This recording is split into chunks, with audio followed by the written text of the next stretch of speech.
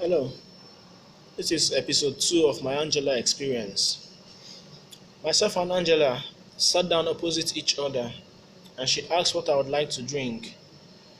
I told her they should give me anything soft and I don't take alcohol. She was surprised and said I was the first handsome guy she had met who doesn't drink. She went on to ask what I would like to eat. It was at this point I remembered what my mission was ab initio, that it was serious hunger that landed me in this position I find myself right now. Then it all came rushing back. The hunger. In response to her question, I answered that they should give me calabar fufu with vegetable soup and enough obstacles inside. Angela smiled and said, Calabar fufu? Obstacles? What do you mean by obstacles? I answered, obstacles are those small animals inside your plate of soup that you must shift to one corner to be able to access the soup.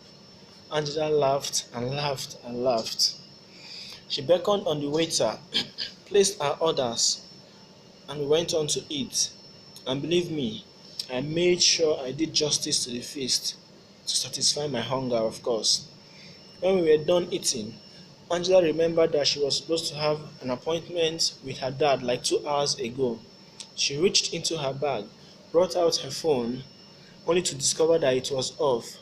Her battery had been flat. She said, no wonder dad hasn't called. He must be very worried. I have to get home immediately. She signaled the waiter and made payment. Standing up, she said to me, Jay, I would like you to come home with me. We could meet my parents. I'm sure they would be delighted to meet the guy who helped me out and has been putting smiles on my face throughout. And before I could say a word, she added, please don't say no. I said, okay, no problem, but I need to make a quick call. Stepping aside, I called the office and told my colleague that I was out. I needed to rush to meet up with a client, and I most likely may not come back to the office depending how the meeting goes, should in case bossman asked after me. Walking back to Angela, I told her I was all set, that we could go.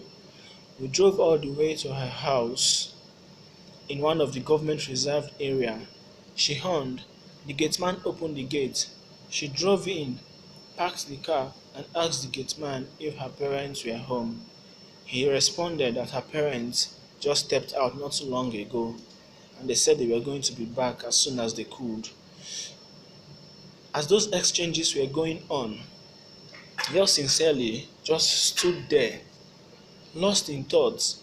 I was virtually moping at the gigantic building before me, and I didn't hear Angela calling me, Jay, Jay, come on, let's go in.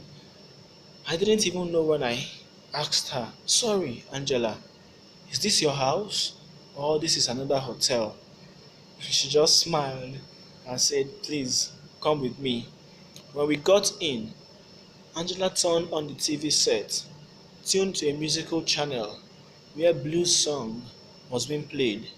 She removed her top blouse and said to me, Jay, before you sit down, I have a surprise for you. Could you close your eyes just for a bit? I was surprised. I looked at my wristwatch and jokingly I asked, sorry, Angela, is it time for prayer? Why do I need to close my eyes? She smiled and said, come on, Jay, just close your eyes. It's a surprise. And do not worry, I don't bite.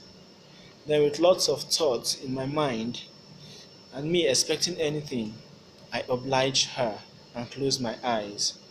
Then I felt her take steps towards me. She came closer and closer. At this point, I could feel that she was within touching distance of me.